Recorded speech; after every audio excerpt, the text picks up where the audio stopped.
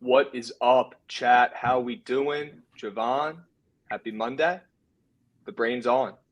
Might not be working 100%, but the brain is on. That's all that matters. Episode 98 piece.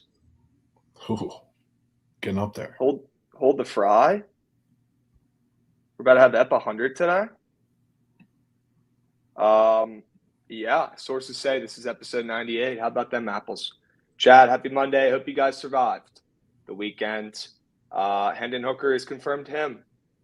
If there's one thing I've learned over the last year, it's that you can be as sharp as you want. You could be, as smart as you think you are, and you can bet on, the right side, quote unquote side. You can bet on the right sides every game.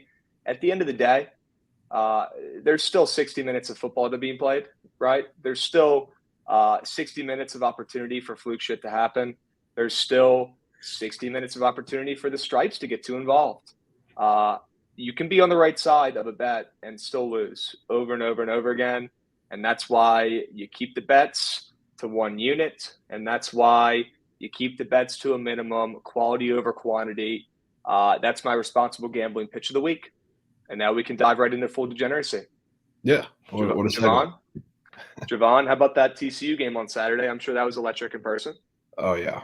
It was. Oh, yeah. I don't think I've missed a single snap of any game while I've been here for the 4 years. And when it was 24-7, when it was 24-7, we all said if they score again, we're leaving.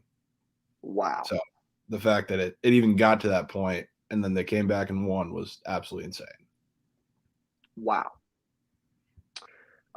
Good for you. I'm jealous. I really am. Going to a school where the football team is legit and fun and overperforming and winning is probably the best experience of college for guys like us. It's impeccable. So I'm happy for you. I'm low-key kind of jealous. It is what it is, right? But you deserve it because you've been grinding on the bets. And I wish I had something like that when I went to VTech. So enjoy it because runs like TCU, like they're on right now, they don't grow on trees. And I know you know that. Oh, I know. It makes it that much sweeter because we haven't had a bowl game since I've been here, much less been bowl eligible in the first 6 weeks. So yeah, we're good on that. Good on that. Sucked in basketball too. Now we're number 14 preseason AP that just dropped today. So it's a good year. What are you guys ranked? 14. Wow, you're talking about the college basketball AP poll that just dropped? Yeah.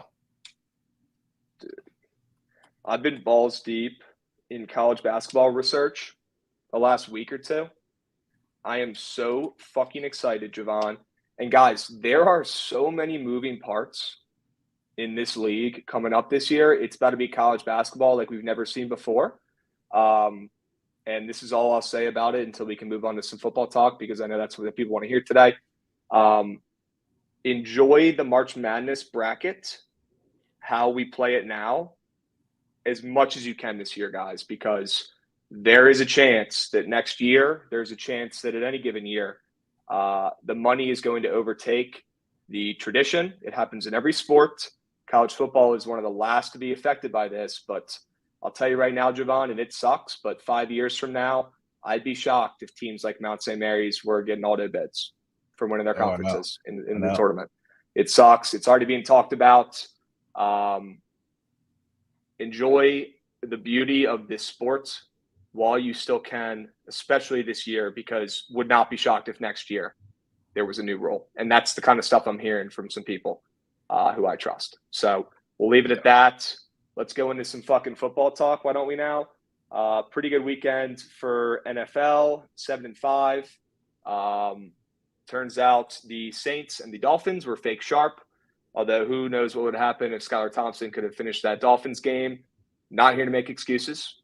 They lost that game fair and square. It's okay. We charge that shit to the game. It is what it is. But another really profitable NFL week, which is good. And we've got a disgusting game tonight that we're going to dive into very heavily. How have you been doing with the NFL plays? How are you dealing with Tom Brady losing outright to the Steelers? Yeah, that was not fun. Not fun at all to watch. Let's go ahead and cut the shit and talk about that a little bit. Yeah, not fun to watch. Yeah. They got figured out. I think it's very underrated, like Tom Brady, whatever he has going on personally, and he's also hurt.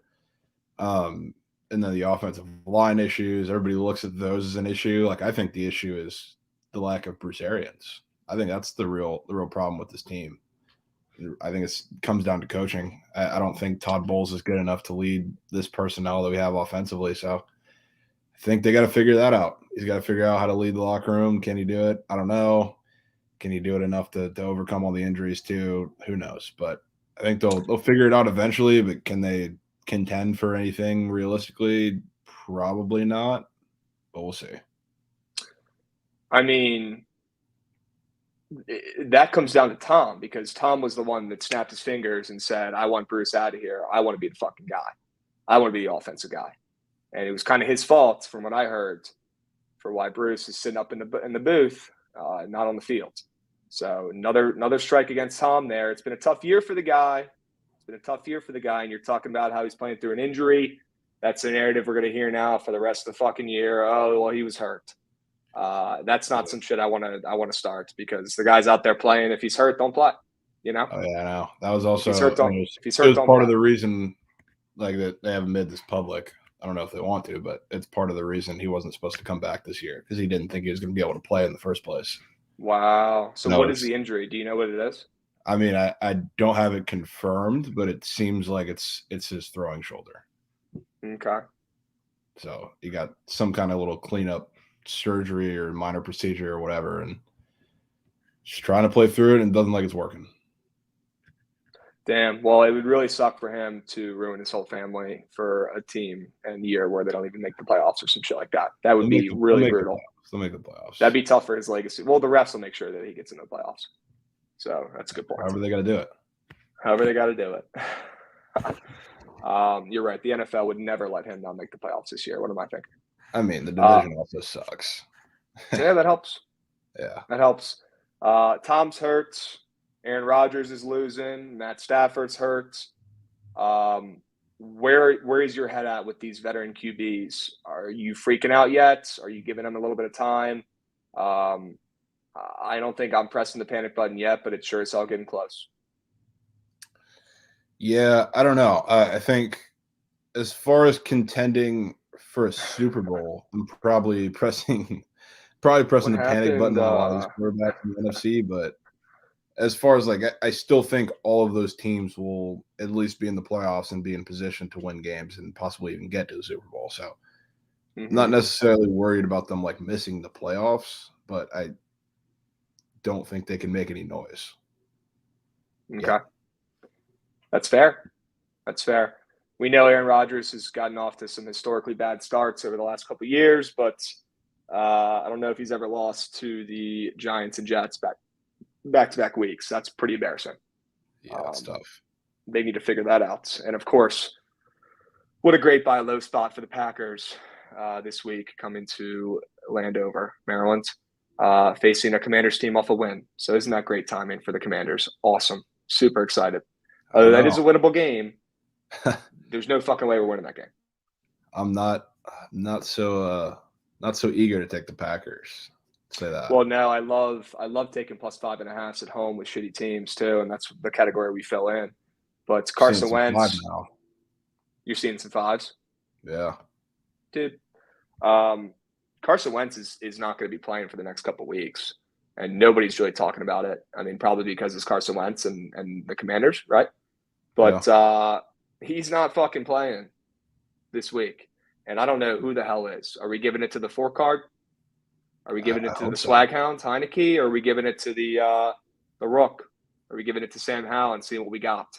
I think the right thing to do for the betterment of the team going forward would be see what we have with Sam Howell and give him a shot, because we already know what we have with Heineke.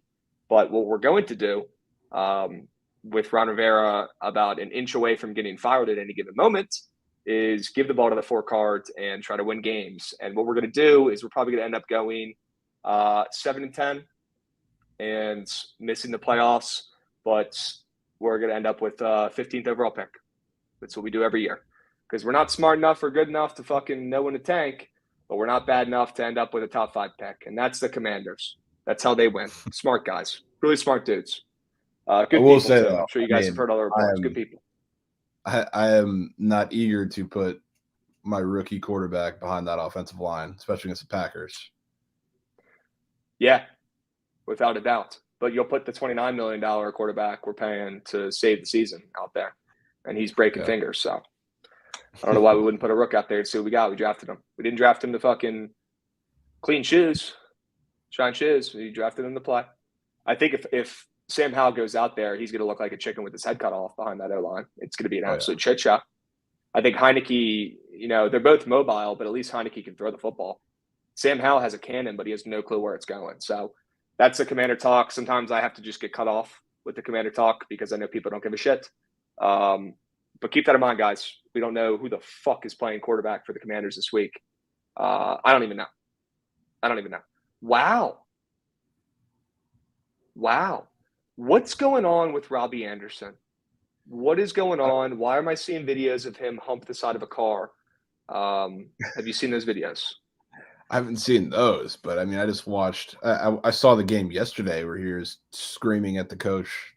I don't know what coach it was. One of the coaches on the sideline for the entirety of the game before he got kicked off the field. Well, I saw that. Yeah. But also there was some other sketchy shit. I'm looking on Twitter right now. So if anyone in chat tells us what it is, let me know. But I don't know what is good with this fucking video. I'll show you guys. Yeah, that might be. I don't even know if this. Maybe I shouldn't be showing this, but this might be not a good thing for Marquise Brown. What is he? What? Is he fucking humping a chick right now in the back of a whip? I'm so confused. Is that even him? Do we even know if that's him? I really don't know what is going on with that. So you guys let me know what Robbie Anderson's been going through. So let me know. He's getting boxed, chill on him. Crook, that could very well be the case. And if that is the case, you're right. But maybe go home first. Or maybe even just shut the door of the car. Maybe get in the car. I don't know. I'm not here to tell people what to do, but I thought that was a little bit weird. What a 48-hour period for Robbie Anderson. What a crazy 48-hour period. And now he's going to the Cardinals, so now they have another fucking weapon. They've got some serious mouths to feed on that team. Well, I would assume that means that Hollywood Brown is not very healthy. Yeah. Our guy goes, fuck. He goes, look at that hair, bro. It's him. There's like one person on earth who has that hair, and it's or two people. It's him and the fucking Island Boys or whoever. You know those guys. Hammer Tank said, "Man's popped the Viagra and started just absolutely raging." Yeah. Is D-Hop going to be playing this week? Is he? Because I've got him on my fantasy team, and at this point, with all these mouths to feed, I'm trying to trade him high right now because I don't think he's going to be that elite receiver when he comes back. Well, they have no Marquise Brown helps. Mm-hmm. He's in a boot, so I would assume them trading for Robbie Anderson means he's not going to be back anytime soon. Right. And B, Robbie Anderson is just really not that good. But that's a very good point. Yes. Yeah, I don't think it makes that much of a difference. It's still D-Hop and Rondale Moore. Yeah.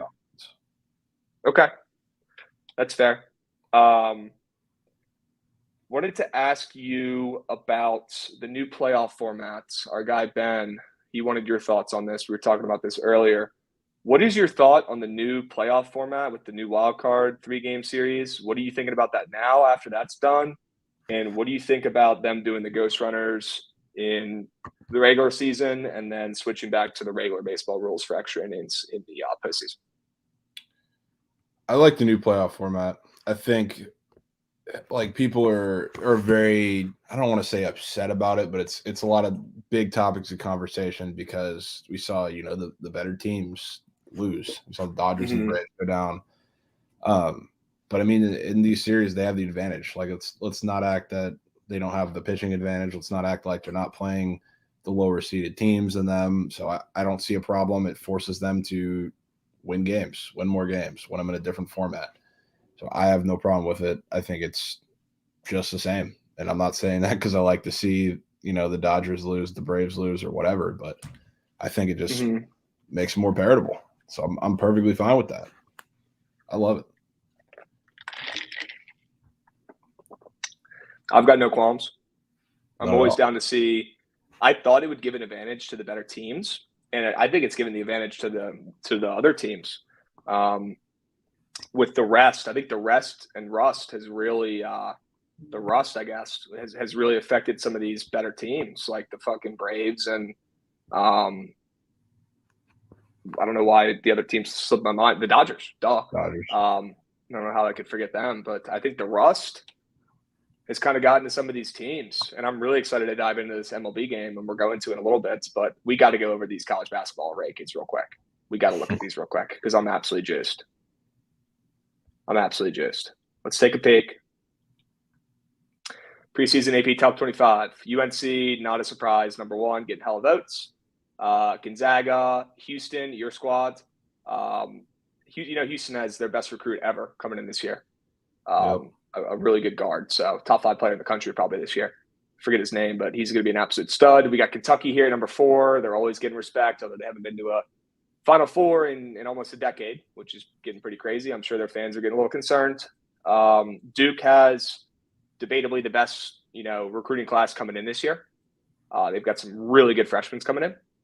Creighton is legitimate at this point, I think. UCLA still has a bunch of heads. I want to see is Miami on this list? How is Miami not even on this list? No, they were one of the first couple teams right here. Out.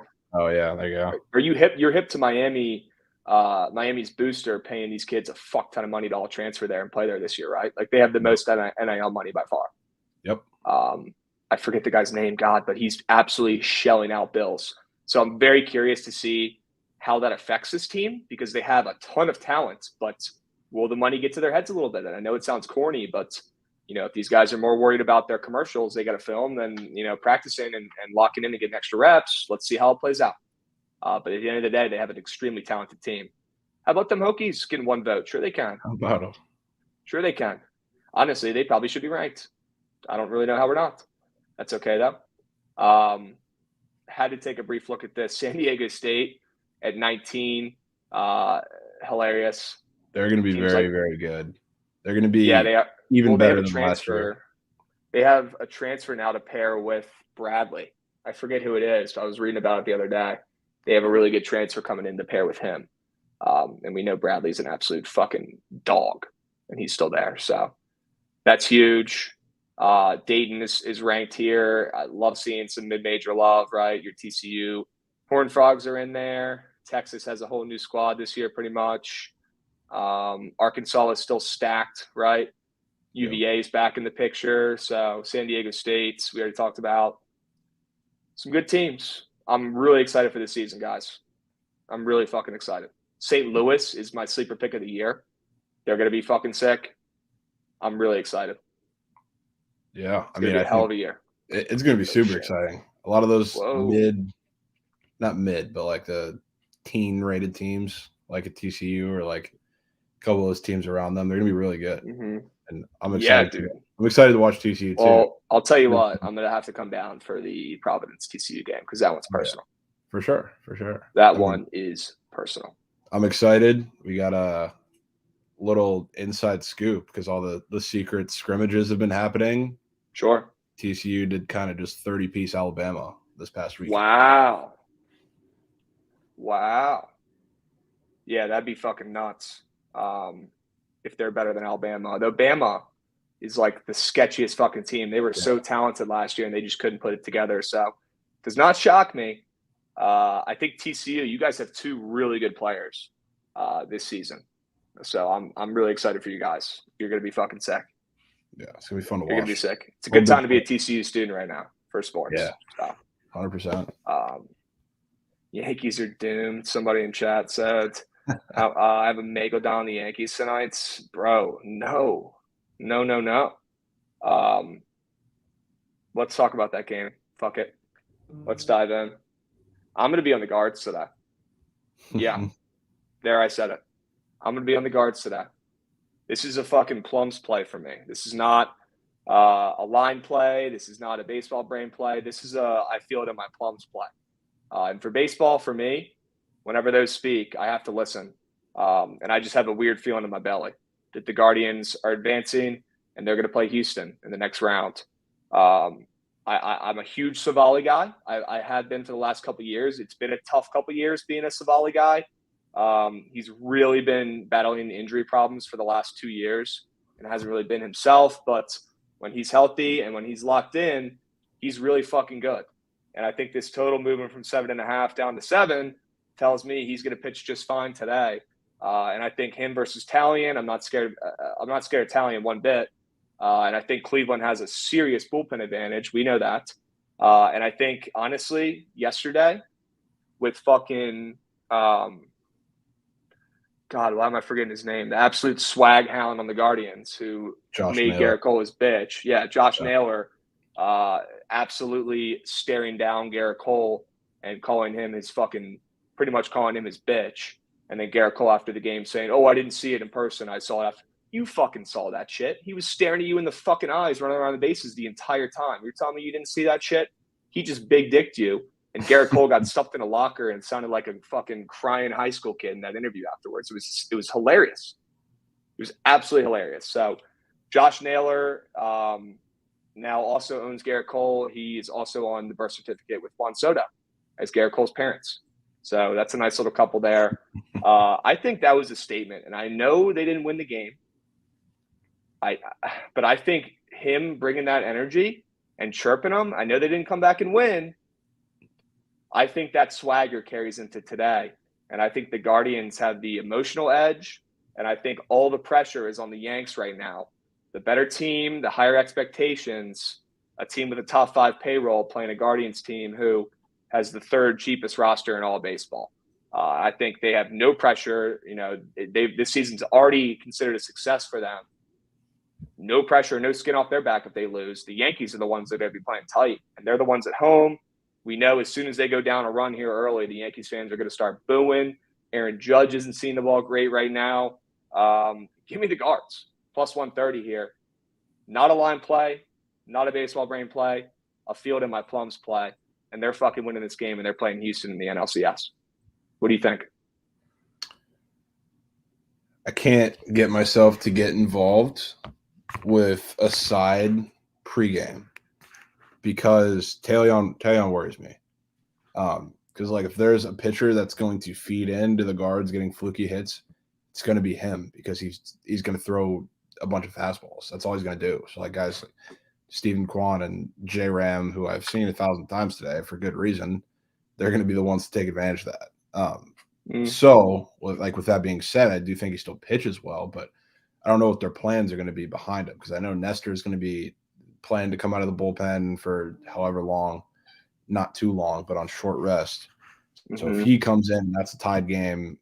That kind of evens out the bullpen advantage for the Guardians, in my opinion. But like pulling out Nestor Cortez out of the fucking bullpen in an uncomfortable situation, if they need to go down that route, that sounds like a nightmare. He's used to it, though.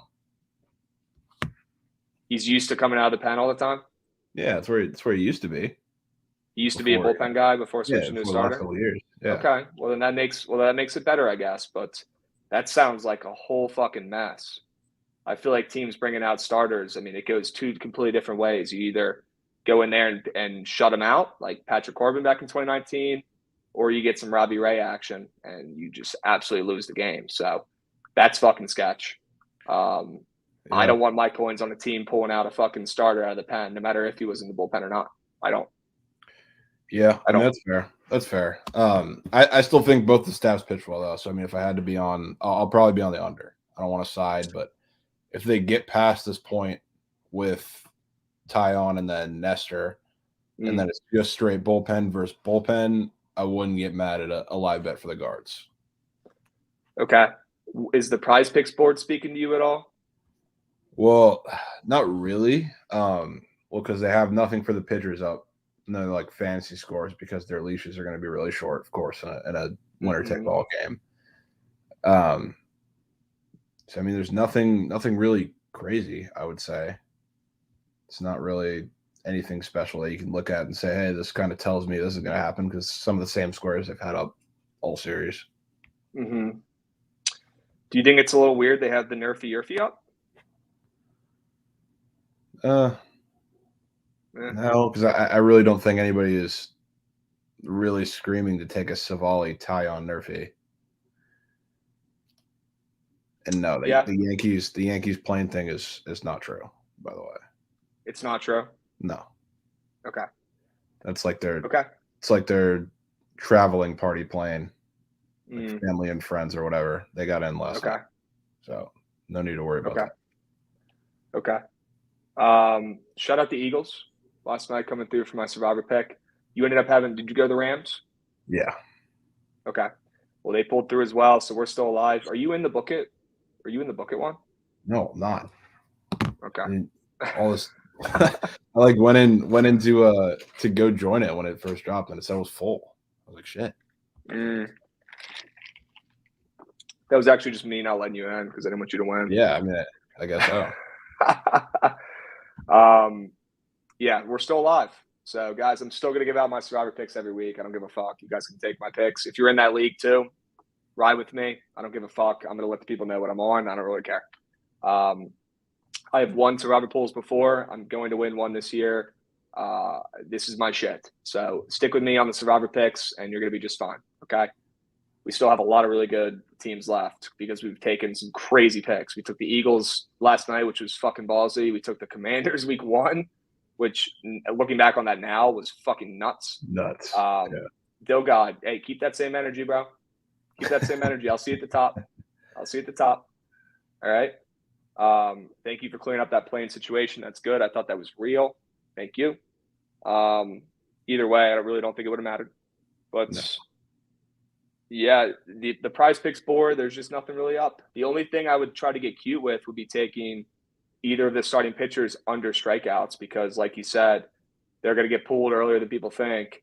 And maybe targeting, the pitcher you think is going to get roughed up more under strikeouts would be a decent look, because you might only go 2 innings, So Don't hate that angle, but everything else, there's just not that many options up, Yeah, there's nothing you can really do. Yeah. Gabas. Have you been hearing Yankees talk today? Have you been hearing Guardians talk today? I haven't really seen anybody on the Guardians today. I mean, I haven't seen too much, but I mean, I've definitely seen more Guardians than Yankees. I don't think anybody's really wanting to back Tyon for understandable reasons, but fuck. I don't know. I don't think it's a real clear cut. You can fade the public in this spot situation for this game. Well, I'll tell you what I'll probably be on. It's Aaron Judge under total bases. I know he hit a home run the other night. Don't care. Still not seeing the ball great. It's a lot of pressure. Game's going under. He's not doing shit with the voice crack. Not doing shit. All right. I don't hate Josh Naylor's under either. After all that bullshit, all that talk, you're going to see people taking his overs today just cause, right?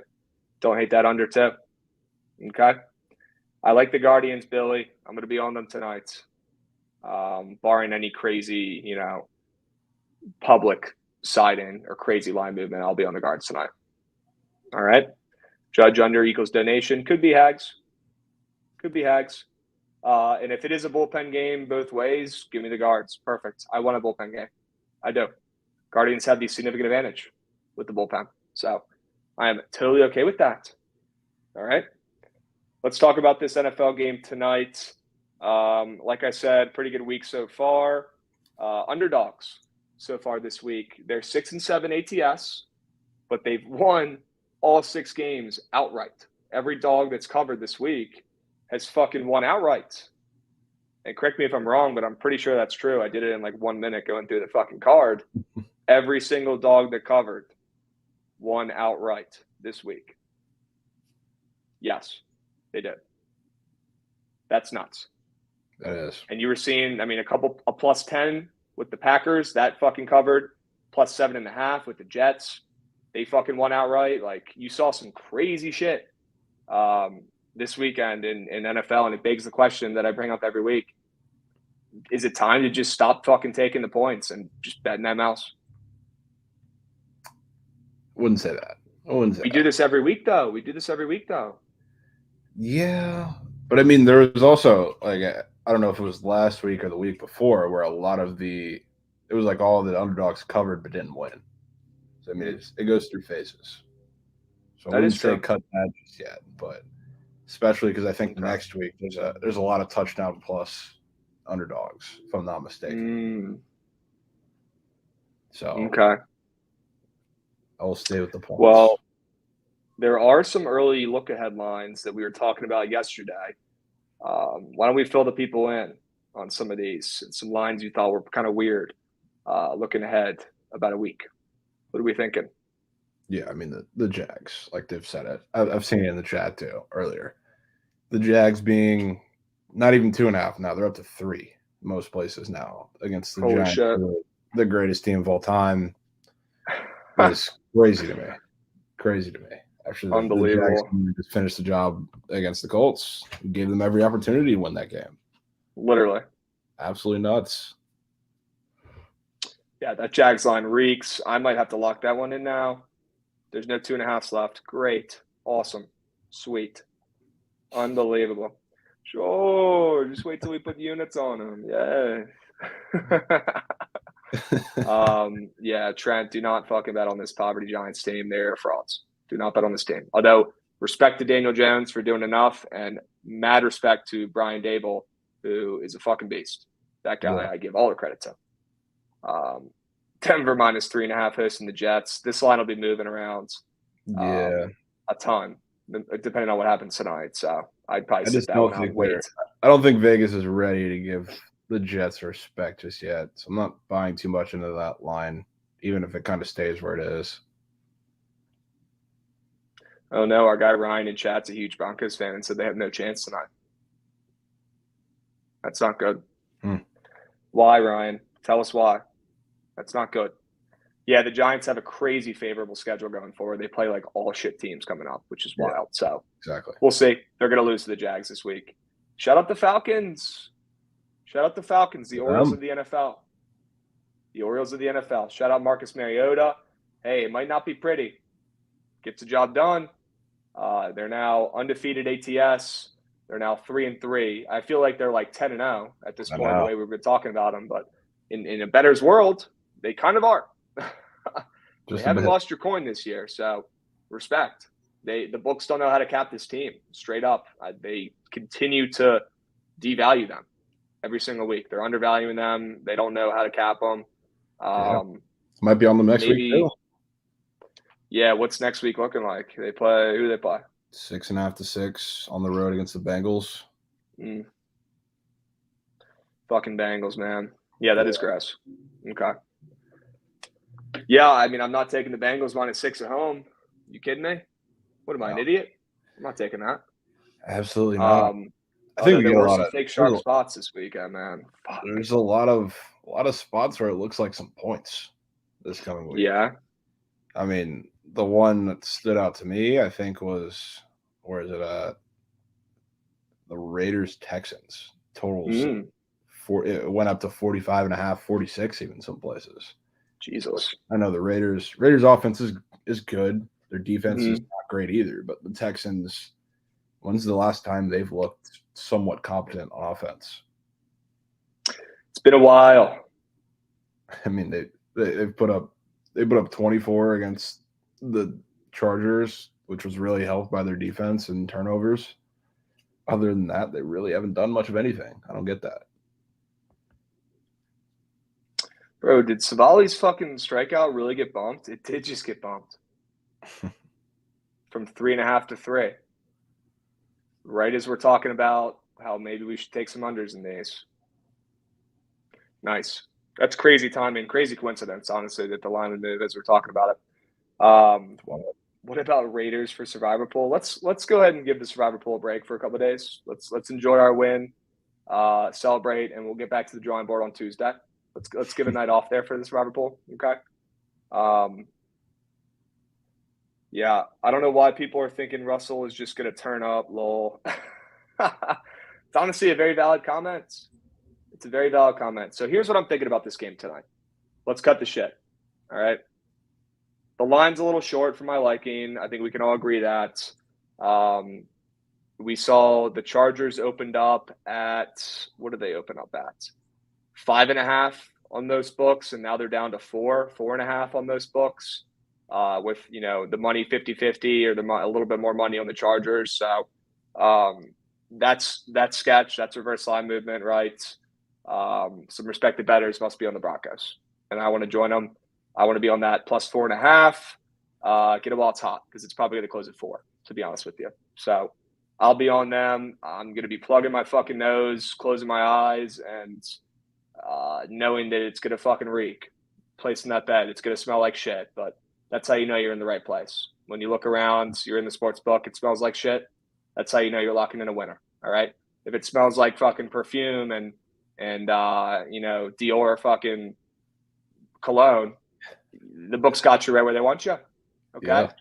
It's got to smell like shit. And tonight the Broncos do, and that's why they're going to cover, all right?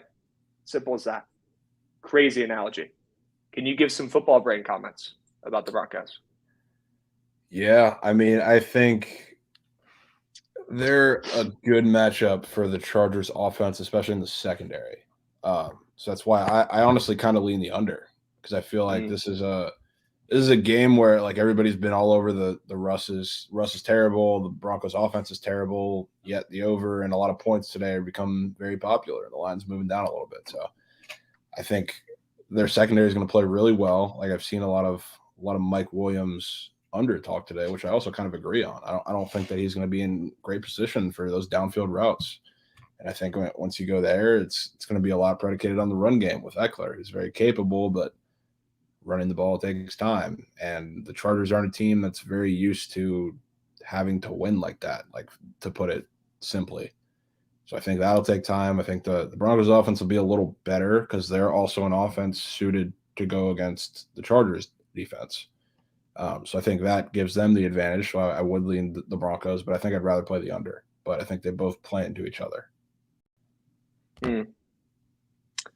Okay. Yeah, there's a given here. Over 3.5 terrible coaching decisions is free in this game. Unbelievable, dude. You're not wrong. You're not wrong, dude. God, man, it's going to be brutal. It's going to be a terrible fucking gross game, and I'm pissed. But what can we do? I haven't seen many tweets about how the under is, fucking 10-2 in primetime games. I haven't seen many tweets from our guys today. No. I haven't seen many tweets about unders today. Maybe, I don't know if you've noticed that too, but that's some crazy timing. We've seen these guys talk about these unders week in, week out, game in, game out. Haven't seen our guys talk about how the unders have been cashing in prime time today. Yeah. Interesting. Keep your eyes peeled, ladies and gents. If I don't see any fucking under in prime time tweets today, it might be for a reason. Might be because that shit's hitting again, and they don't want people to talk about it or bring it up. All right. Let's talk about Tennessee real quick. If they cash this plus 8,000 ticket for me, I don't know what we're going to do, Jovan, but we'll link it up in Vegas or something, and we're spending some of this coin. All right. Wait, what you had them to win or to make the playoff? Plus 8,000 for them to make the college football playoffs before the season.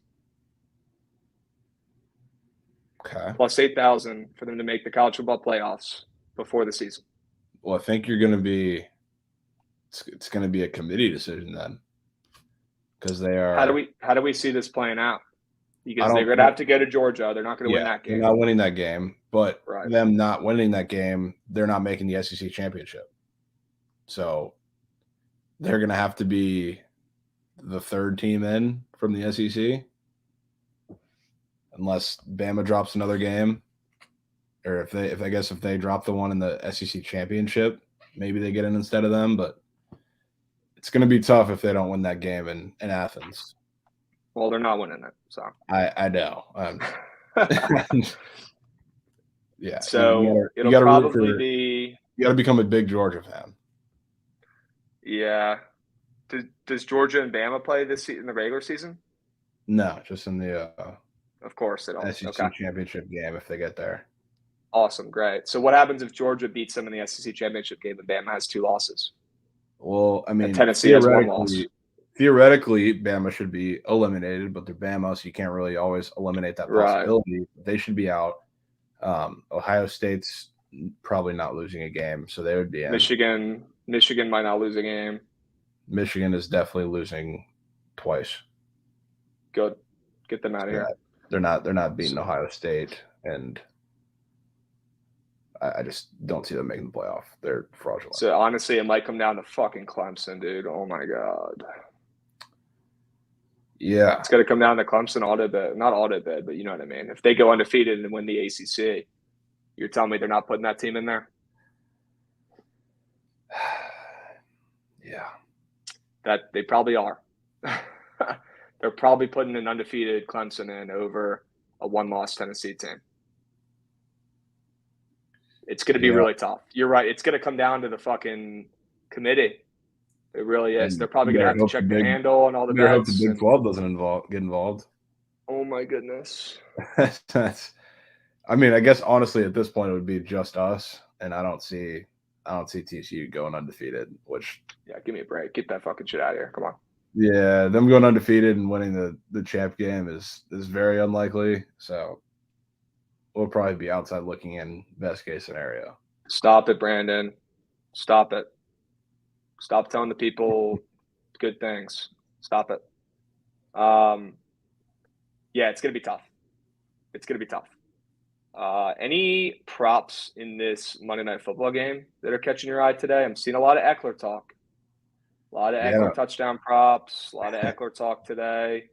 Haven't really seen anybody on any Denver props, to be honest with you. Is Prize Pick speaking to you on anything? Does anything look sketchy? I don't think so. I think because like we were talking about, I think that the Chargers are going to have to run this ball a lot to win the game. So like the Eckler props as far as volume go, I think those are still great plays. Especially being that like he's one of the things I guess you could say number wise, he's at 14 rush attempts, which he's only gone over 1 this year, I believe, once. So that tells you the kind of game they're expecting. A lot of these props though, like for both these teams, there's so many different guys that you can go to in a lot of these situations. Like I don't want to go near like a Mike Williams, despite like I don't want to fade all the unders, but it's just because he doesn't match up well with that secondary. But there's so many other guys that it could be. Like if I had to pick anybody else out of that receiving core, I'd probably have to stay with Gerald Everett. So I think he'll have a solid day. It's just, again, a volume question with all the other guys on that offense. But there's nothing crazy. Like I do think too, as far as the Broncos go, like we've taken this, I think, a couple weeks, that Russell Wilson rushing yards. I think that's a solid play, being that we're going to see the Chargers bring a lot of pressure, which is going to force them to scramble. And then you can find maybe a dump down for a couple for, a receiving yard prop for Melvin Gordon or anybody else. But I think he'll be running a lot. You think it's weird how there's not a single touchdown anything on Prize Picks for tonight? No touchdown props, no nothing. It makes me like the under. That does, but that also gives me a little more confidence in Austin Eckler. Ooh. Because I mean, they put that up. He'd be the first square to go up. Rush, receiving, passing. Yeah, he like out of this game, because they really only put from these two teams, they put him up, and they did put Eckler probably is going to fucking score tonight. He probably is going to fucking score tonight because they're not putting him up, and he should be up. I think he's. I don't remember a game this year where he hasn't been up for either the combo prop or the rushing touchdown prop. So he's getting in the fucking end zone. Yeah, he's getting in it. I know it's Corp, big name, but I support that. I think he'll have his touches, he'll have his volume, especially when they get. Might have to just take it on the books, bro. Well, we don't have a choice. Yeah, we have to take it on the books. I mean, I'm rooting for him fantasy wise too. A little Just Baseball League. Word. Yeah. I think I need like 15 from him to win, stay undefeated. Okay.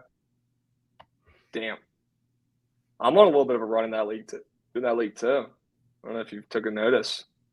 I'm coming. Did you go? I'm 3-2. I'm about to win this week too, and be 4-2. I think I'm about to win 4 games in a row. Don't let the kid get hot.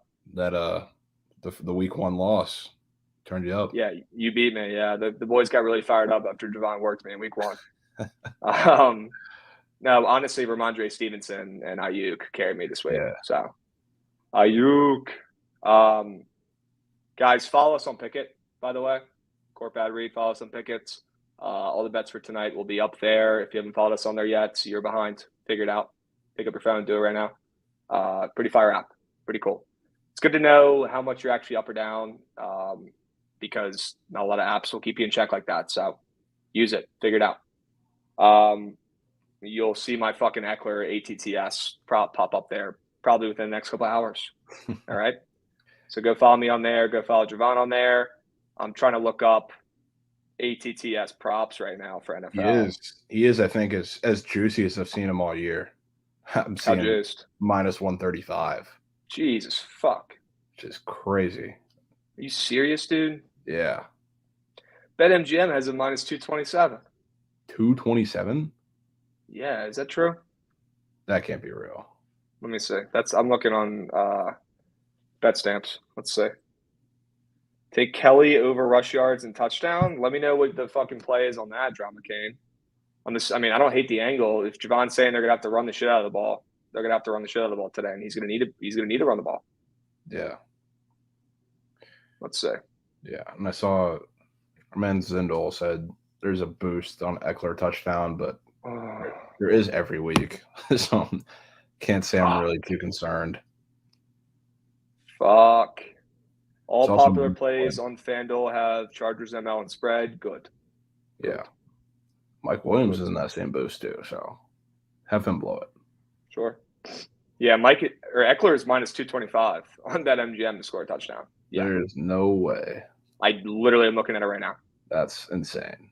And on the other books, you can get a minus 115. This is why you fucking line shop, you fuckers, all right? God damn it. I'm not going to shove fucking betting commandments at you guys left and right. You guys know I don't give a shit, but this is why you line shop, all right? Damn, Hollywood might be out for the year, people are saying. Is there a report coming out? I would assume. Yeah, so that's what we're talking about. I guess that's why they traded for Robbie Anderson. That would make a lot of sense, yes. Well, I'm probably going to have to take Eckler on the books, minus 115 to get in the end zone. If he's laying minus 225 on some books. So probably going to play that one. Season-ending injury. Wow, that's beats. That is good for D-Hop owners, though. I'm not rooting for an injury. I hope he recovers fast, but I do have D-Hop on my bench, and that's actually huge. Yeah, so. D-Hop and Rondell Moore owners. Yeah, that's facts. Rondell Moore did his job last night? Oh, yeah. Okay. Explain why you don't just buy the line you want if you're so confident in it. Are you saying, like, why don't I buy, like, Rams minus 4.5 and minus 250 yesterday instead of minus 10? Is that the question? If it is, it's because of the payout and the odds. That's the answer. I don't want to risk $100 to win $30 on my plays. It's betting, right? I'm a firm believer if the line's more juice than minus 150, you really shouldn't be taking it unless you just need to see one go through the net, or you really should not be taking anything more than minus 150 juiced, because at the end of the day, it's still gambling. It's still fucking crazy gladiator type sport where a dude's helmet can knock a football out and cost you coin. Plain and simple. Except last week it took Arkansas BYU all over 2.5. Great call on that over. And it got out to a terrible start. I'm sure you saw. Yeah, it was a little slow for a couple drives. Got out to a terrible start, and then all of a sudden the points were just nuts. Yeah. I was totally cool with that. You say no, you want Jags minus 2.5, just buy the half. I'm not a believer in buying points, my man, because for the reasons I already said, like, I'm trying to have minus 110 or shorter for my lines. Like, I really don't like betting juice. I really don't like betting juice at all. My man Sealord spitting. Absolutely spitting. He gets it. I am so fucking excited. I do All right, 23 Finnegan. Although I do like the explanation, it's still gambling. It is, bro, but like at the end of the day, if you're buying points all the time, long term, it's not worth it. Like the amount of times buying points actually matters, not nearly enough. Like how many times can you count where you've lost a bet by the hook? It happens way less than losing by 5. You know what I mean? If you lose by the hook, in my opinion, which happens a decent amount to me, I feel like, which sucks, but yeah, you charge that shit to the game. I And you think move if on. you're, yeah, I think if you're overly concerned with like you want to buy points, you want to get the best number, then lock the stuff in early. Like I think that's your best course of action. Just like I mean, I try to do it with like TCU because I know them a little better, I would say, but like that's the only time I will ever take that approach. The other time I just wait and see how the line moves because that influences my bet. Mm-hmm. But I mean, shout out TCU because that was the first time I think I've been that excited about CLV on a bet. First time. Fuck yeah. CLV is kind of cool sometimes. A lot of times it doesn't matter, but sometimes it does. So sometimes, yeah. Keep that in mind. It mattered for me. My bet didn't hit in that game. I had -3.5. Sucked. Yeah. The Big 12 lines, this season have been so sharp. I think I've seen countless amount of times where they've perfectly middled, like they did last week, like they did in the TCU Kansas game too. It was 6.5 for a while. Yeah, this too exactly. It's a lot. They know what they're doing. Guess who got Oklahoma -10 like a fucking idiot? This guy. God damn it. Oh, it's incredible. I know. Hill Daddy, this is episode 98. On Wednesday, it'll be 100, and I'm going to give away at least $100, and we're going to have a party. It's going to be a party stream. Yeah. All right? Pizza party. You guys earn enough points in class this year. You get a pizza party at the end of the year. All right? You raise enough money, you get a pizza party. All right? I always hated the pizza party because growing up a fat kid, it just getting a piece or two just didn't cut it. It just left me hungry for more. It's like the little meme of like the skinny like pizza piece this big. Yeah, literally. That was that was pizza party day. Because pizza party day, I didn't know this as a kid, but comes out of the teacher's paycheck. And, they're not Bezos. So they're cutting corners, literally. They're fucking cutting up piece of pizza, making sure every kid gets to have a sliver. Not a big pizza party guy growing up. I was never. Too hungry. It was a tease. Hey, R. Kyle said he remembers the first one with the VT player. Sure. Brian Johnson. Sure. Remember the name. If any NFL GMs are listening to this, my man needs a job. All right? Bring him in. He's kicked 2 game winners. All right? Can we get crab cakes? I'm not baking shit, bro. I'm not baking shit. Bacon party. We got some bakers in this group. A bakers coalition. Good for you guys. Nah, big deal. This was never the issue for me, man. I was just fucking hungry as shit all the time. Yeah. All the time. Food. All the time. I just want food, man. Okay. Well, big day today. We had the fucking college basketball rankings drop, which is fucking lit. Hey, Chef T would bake me a fucking cake. He's a beast. Trying to get some VT bacon. Nasty. Okay. Chase is saying he was the opposite. He was so cracked out on Vyvanse, he couldn't even look at the pizza. I can relate to that now. Yeah, for sure. Hilarious. 3-team prize picks: Sutton over receiving, Russ over passing, Eckler over rushing. Yeah, that should hit. That should be safe. No, that's not going to hit. No. It might hit. It might hit. I'll be honest. I need Sutton to not do shit. And yeah, I don't know how Miami's not ranked, but they did get votes, so they're like top 30-ish. I'm with you, man. They should be ranked with that roster. They should.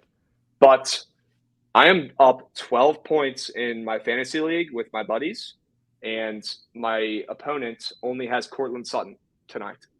I'm up 12 points. Is it PPR? Yes. Yeah, you lost. Great. Fuck. Yeah, well, the punishment for this league is you have to go to a golf course with the rest of the boys and wear women's attire and golf with the boys in women's attire and go in and pay for your rounds in women's attire.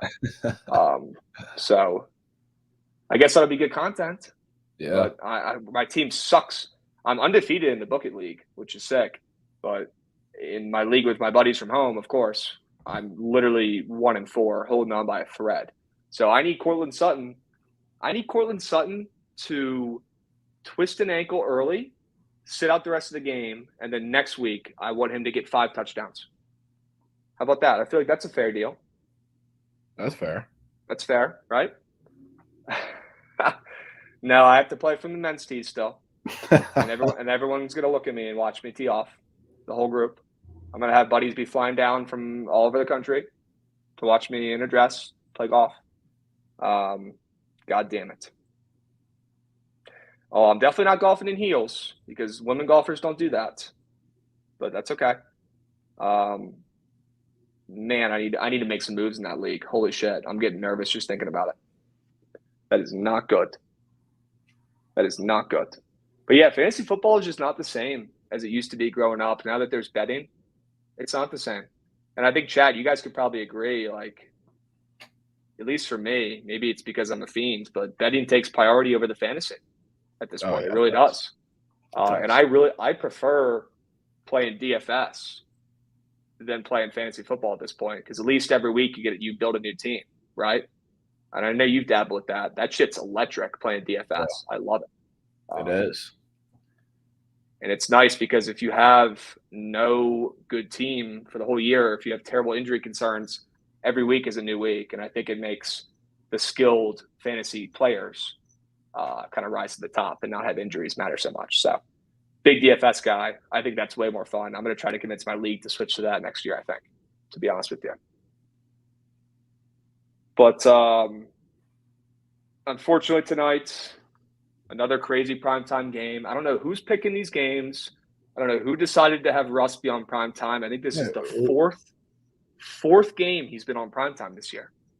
Yeah, we're getting better ones next week though. Starting next week. What do we got next week? Or I guess not so much starting next week. But they're slightly better, and then the week after that. The week after that is the one where it's going to be good. Next week's still kind of mid, but week after that, right? Ravens Bucks Thursday night, Packers Bills Sunday night, Bengals Browns Monday night. Ravens Bucks Thursday night. Yeah. Where is that game taking place? That's in Tampa. So I mean, wow. Even if the Bucks still come out and still look like shit, it should at least be a little more watchable. So I think it'll be fine. I think it'll be good. Lamar legacy game. Yeah, Lamar needs to figure it out. And this fucking Ravens coaching staff that I've been praising for, the last couple weeks on the show needs to fucking figure it out. Losing games where you're winning by 10 or more with 7 minutes left in the fourth quarter, not acceptable. And that's happened 3 times now. 3 times. Lamar goes out there looking nervous as shit, forgets how to throw it in the fourth quarter. And they completely melt and fold. If you can't close out games, you can't win games, and you're not going to go to the fucking Super Bowl or playoffs. So figure it out. Figure it out, Lamar. Maybe they need to go back to a run-heavy fourth quarter. Maybe Lamar gets a little shaky in the fourth, and they need to go back to just ground and pound in the fourth. He looks fine passing the ball in the first 3 quarters. Looks fine. Yeah. It's that fourth quarter, man. Really blows. Any weird lines in hockey today? Any crabby lines today? Because last time you brought one, put one out, it went right through the net. Green. Yeah. I mean, I think there is one. It's not like the other two, like the Jets and the Flames, I think we both took. Those were huge, but this one, as of now, can I guess it? Can I guess it? You can guess it. I think you should be able to pick it out because it's already moved quite a bit since I was at the house with Fruity and Shelly talking about it yesterday. Is it the Wild? No, but that one's okay on the back of the mind for sure. Okay. And everyone in chat saying Avs, so that's a good sign though. But what game were you talking about? The Kings. Kings minus 140 on the roads to Detroit, where they opened up at a pick'em. Yep. And Detroit is coming off of being a very successful and public squad ride their last 2 games. They're very popular. And the Kings just have not looked good. I know in did get the stamp of approval from the Chell Lords on it, assuming that their backup goalie is not in. But honestly, if the backup goalie's in, I'm doubling the bet. But yeah, I mean, this one just doesn't make much sense to me whatsoever. Okay. Has the Chile been released today? It hasn't. I have a decent idea of what it'll be, but I mean, I'm not going to spoil it for him. Okay. But are we fading his fucking plays with either this with Minnesota or LA? Possibly Minnesota. I don't think he said anything about that game, but LA was supported by both of them. Okay. He said no, we're not. Okay, cool. Okay. Well, that's a good sign. LA should be good to fire away. I might take the Minnesota Wild, who are 0-2 at home against the Avalanche, who are fucking sick and only +105. So, giving that a decent look too. I just don't really know much about hockey. I'm trying to get more into it this year, guys. But I'm relying on my goats, obviously. And when they tell me there's a sketchy line, I'm fucking betting it. Plain and simple, just like any sport. All right. Yeah, and I mean, I don't know it nearly as much as those two either, but I think I know it a little bit enough to pick out some lines that may not make a little bit of sense, especially because like if you pay attention to back-to-backs and who's rested or not, it also plays a big deal in it. Not in this game specifically, but just in general. So we'll see. Okay. Yotes' first goal already paid out. Yeah, the Yotes are like +450 today. Yeah. It's just like play it just cause. It's grass. I don't know if I want anything to do with that game. I'll be honest with you. Yeah. Couple other college football look-ahead spots, though, Jovan, that we talked about yesterday. Wanted to get people's brains turning on them. I know we already talked about the Jags. The Jags being -3 is a sketchy look-ahead spot we like, right? But there's a couple college football ones you brought up to me yesterday. It tickled my fancy. I think one of them was LSU. Yeah. Is this true? LSU, and if you look now, I believe they're favored. Yeah, they're -1.5. Yeah, and they were, when I brought that up, they were +2, +1.5 last night. So great. Well, looks like this line is going to be cooking. Yeah, I mean, I didn't lock anything in either. I was just kind of looking through. So I mean, that one 100% stuck out to me. Oregon laying 6 in the big college game day Pac-12 matchup of the year at home with a 70.5 total tells me that UCLA is going to get finally exposed. So I was definitely looking at that one. Also, that line's moved too. Yeah, I mean that wasn't that at like 4.5? Yeah, it's where it opened up a little bit. Starting to see some 6.5s some places too. Jesus. So I mean that's a big one. Another one too. I kind of expected this after the TCU game for it to move a little bit because the look ahead line for Oak State, Texas was Oak State -2.5, but now we're seeing Texas laying 6.5 on the road, which is nuts. And that was one where I looked at it last night too, and it was only 4.5. So the fact, what? Yeah, the fact they landed touchdowns so quickly is crazy to me. That's whack. OK State back home after a tough loss. Texas is, not nearly as good of a team on the road, and they're laying 6.5. That is fucking whack. Yeah, they must know something we don't. Is there some injury talk already with Spence? I mean, there's been for like the past week or so. Yeah, well, that tells me he's fucked. Is what that tells me. I mean, he looked fine. Like he looked fine 2 days ago. I mean, I don't know if he's unhealthy, not playing. I don't know. I'm not going to believe that his injury plays in the line unless I see it get up to like 9, because that's really what it should be at if he's not playing or seriously. Okay. All right. Anything else stick out to you? Yeah, unfortunately. Oh God. It's probably gonna have to be Kansas State. I'm not taking Seriously? it. I'm not taking it, but it's a super short line with a lower total than we've seen them have all year. And Kansas State is like traditionally a team that gives TCU a lot of problems. And I'll tell you, the one square that I'm going to be on no matter what that is going to hit if it is up is Adrian Martinez rushing yards. He rushes for 100 plus. I love Adrian Martinez just in general. The dude's a fucking stud. Yeah, he is, and he's gonna have a field day running the ball. What really worries me too is like the reason TCU looked kind of terrible in the first half and even coming out a little bit in the second half is because they were just getting beat up on the line. And Kansas State is a team who's a lot more physical than even Oklahoma State is, so they're gonna have problems. Fucking Adrian Martinez is gonna have a picnic in the pocket. He's gonna have all day to throw, all day to run, whatever he wants, because they don't get pressure on the quarterback anyway. So this line looking so short is definitely sketching me out. Scared me. Yeah, it's not good, Bob.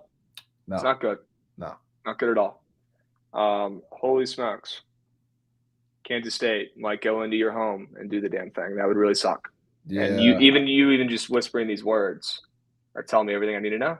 It's a little scary. Honestly, too, I thought because it opened up, I don't know if it was directly a look ahead or whatever it was, but I think early Saturday night, I saw it like right after the game at 6.5, which I thought was a really high opener. I was expecting 5.5, but came down quickly and not just to 5.5. So I'm scared.